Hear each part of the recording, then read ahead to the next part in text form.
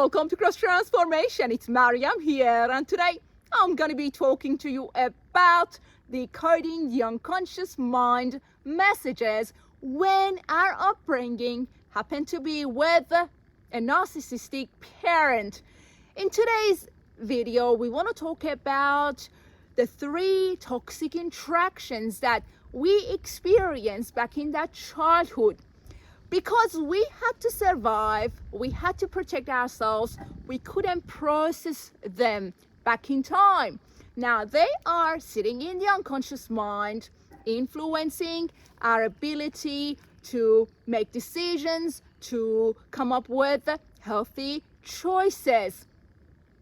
In the unconscious mind, they are stored as repressed ideas and images. So that is why we need to identify those toxic interactions in order to realize those repressed images and ideas.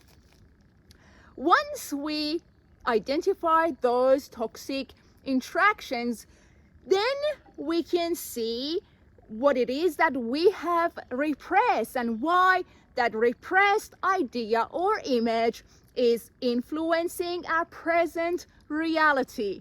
So let's begin by talking about the first one. Number 1, when that narcissistic parent guilt tripped us, right? That emotional manipulation.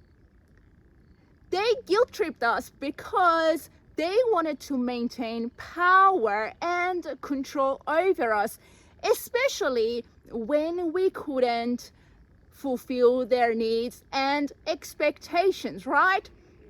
They kept guilt tripping us, and that impacted our identity. We thought, oh, okay, my identity is that guilt. So that guilt trip is sitting in the unconscious mind. We couldn't process it, right? That was one of those toxic interactions. It's sitting in the unconscious mind. We haven't processed it. We have got repressed ideas and images that are manifesting themselves as behaviors such as people pleasing. Well, I can't help it. I can't stop myself. I can't say no because deep down, I've been identifying myself with that guilt trip. I'm trying to overcome that narcissistic parent by being a people pleaser right now in my present reality.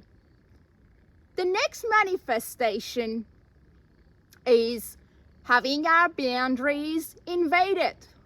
Well, I can't stop other people. They literally happen to invade my boundaries because I've been identifying myself with that guilt from that childhood, right? Again, we're trying to overcome that guilt, but we're not actually overcoming that guilt because deep down, we're identifying ourselves with it. The next manifestation as a result of having been guilt tripped is hanging out with toxic friends and finding toxic partners. Because again, because of that guilt, we happen to ignore the red flags. Well, I know how toxic that person is, but I'm still hanging out with them. I'm still responding to their text messages. I can't let go of them. These behaviors are the manifestation of that guilt. The fact that they guilt tripped us, and through that behavior, through that toxic behavior, they attacked our identity. Now, we're struggling with our identity. We keep doing behaviors that are toxic in order to come out of that identity. You see what we are doing in the unconscious? So we have repressed that guilt, and now we are dealing with it. We've got it actualized outside of us as the behaviors that I just mentioned. instead of having it repressed, allowing it to show itself as those toxic behaviors such as people pleasing, we want to acknowledge it. We want to realize that I no longer need to be a people pleaser because that's not who I am. I can't be identified as a people pleaser. I can't allow people to invade my boundaries because having my boundaries invaded is not who I am. So that is how we can come out of that repressed guilt. The next one, love was transactional and conditional back in that childhood. Again, we had to fulfill their expectations and their needs in order to be loved. Conditional love. And when we couldn't do it, they would withhold love. So that conditional transactional love is sitting in the unconscious, repressed because again we couldn't deal with it. It was too difficult to face it. It was too challenging to face it. As a child, we decided, you know what? I'm not dealing with this right now. Now, the manifestation of that conditional love is clinging to our partner. We are trying to hold on to people. We're trying not to let go. We're trying to be needy.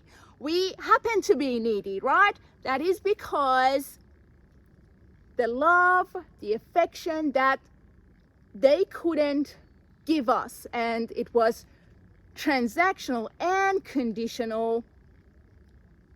It is in the unconscious mind, and we happen to repeat it. We happen to experience it again by holding on to people, by clinging to them.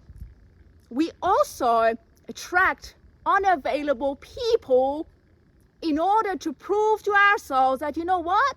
Love is unavailable. Love is conditional. I can't be loved.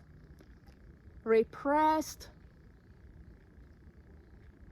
interaction, right? That conditional love, that we had to fulfill something in order to be loved, and when we couldn't fulfill it, we wouldn't be loved.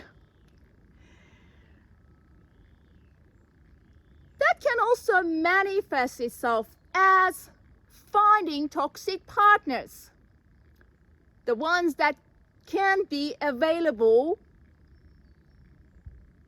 so we can experience love with them. Those toxic partners happen to be people that are struggling with a form of addiction, alcohol addiction, drug addiction.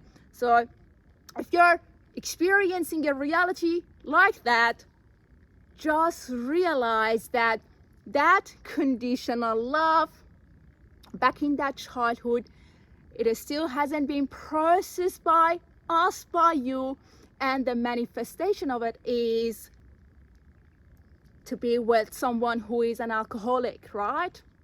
So we really want to understand those repressed ideas and images to come out of love being conditional, to experience the love that is unconditional.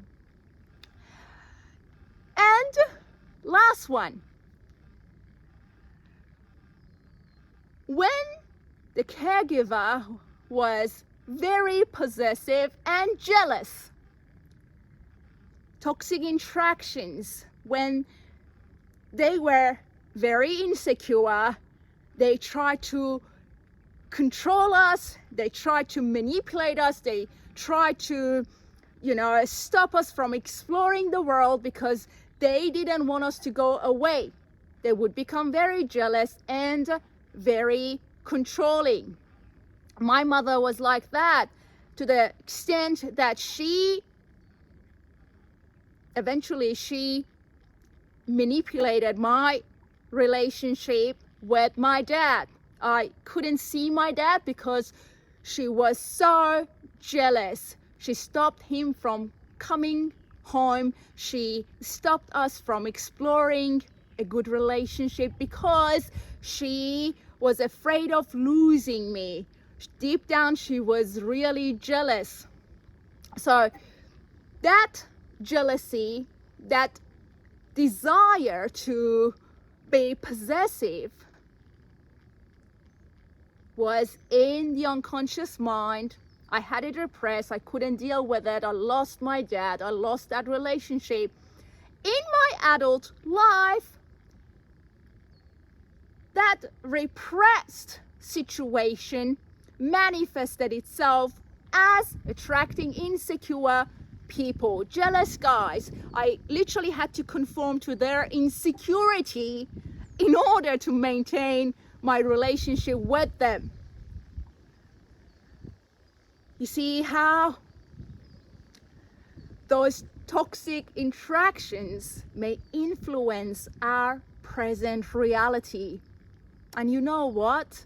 We deserve to be happy, to receive from God, to realize who we are in God, not what happened to us in that childhood, not how we were defined by that primary caregiver or their selfishness or their traumas, right? So we need to do the healing work. We need to undo these messages, decoding them, realizing them, identifying them, embracing them. Start processing these unconscious feelings, narratives. We need to process them. We need to own them.